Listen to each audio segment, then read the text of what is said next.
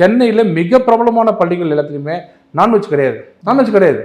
மக்கள் பேரண்ட்ஸ் அதை ஏற்றுக்கிட்டு போகிறாங்க உள்ள. இங்கே அது இல்லைன்றதுனால ஒரு பாலிசியாக கொண்டு வந்து இல்லைங்க இப்படி மாற்றுங்க. அதோடு நாங்கள் பண்ணல, மற்ற குழந்தைங்களோட பேரண்ட்ஸ் வந்து ரிக்வெஸ்ட் பண்ணுறாங்க. என் குழந்தை 1000 குழந்தைங்க சாப்பிட்டு இருக்கிறத விட ஒரு குழந்தை சாப்பிடாம இருக்கிறது தான் பெரிய விஷயம். கரெக்டாக ஒரு குழந்தை பாதிக்கப்படுதுன்னு சொல்லும் போது மிச்சம் இருக்க பசங்க எல்லாரும் அட்ஜஸ்ட் பண்ணுங்கன்னு சொல்றதுல வந்து என்ன தப்பு இருக்கு? அந்த குழந்தை கஷ்டப்படுது சொல்றாரு, டெய்லி சாப்பிடாம வரான், கேட்டா எனக்கு வாமிட் வருதுமா, சாப்பாடு அந்த ஃப்ரெண்டு பேரை சொல்லி அவன் ஏதோ நான்வெஜ் கொண்டாடுறான், நீ தான் நான்வெஜ்ஜே சாப்பிட்டது இல்லை வீட்டில், அவங்க வேற நான்வெஜ் சாப்பிடாத ஃபேமிலி. உடனே பாஜக சங்கி, நான்வெஜ் சாப்பிடலாம் அவன் சங்கி. அது எப்படி நான்வெஜ் சாப்பிடலாம் சங்கி ஆயிடுவான்? எனக்கு தெரிஞ்சு எத்தனையோ ஃபேமிலி வெஜ்ஜு சின்ன வயசுல சாப்பிட்ருக்காங்க, அவங்கள சங்கியா? அவங்க இன்டென்ஷன் எதுக்கு சொல்ல வந்தேன்னா, இது தேவையில்லாதது, நம்ம பர்சனலாக சொல்கிறேன்.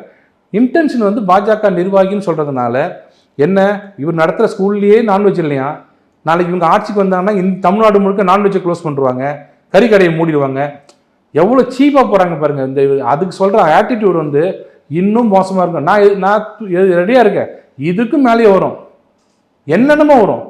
அவங்க இப்போ வந்து தோல்வி பயத்தில் அப்படியே பிதற்றதுக்கு ரெடி ஆகிட்ட மாதிரி, என்ன பண்ணுறது, எதை தின்னா பித்தம் தெளின்ற மாதிரி ஆயிட்டாங்க. எந்த எக்ஸ்டென்ட்டுக்கும் போவாங்க. அதுக்கு ஒரு உதாரணம் சொன்னேன்.